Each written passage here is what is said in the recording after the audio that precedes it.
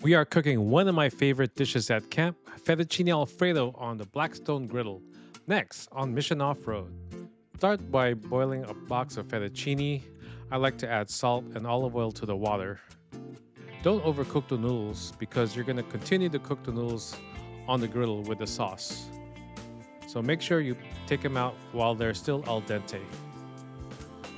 For dinner, our friends offered us salmon, steak, and ribs, so we were not short on protein. We decided to fry up some bacon and chop it up for our pasta.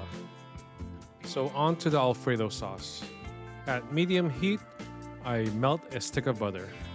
I tilted the grill to make sure that the sauce will not run into the drain.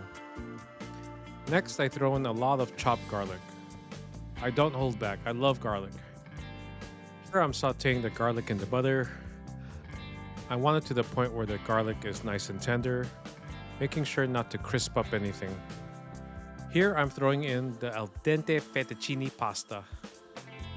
After tossing the pasta around in the garlic butter, I pour in the heavy cream. You can start off between 1 to 2 cups and add more as you see fit.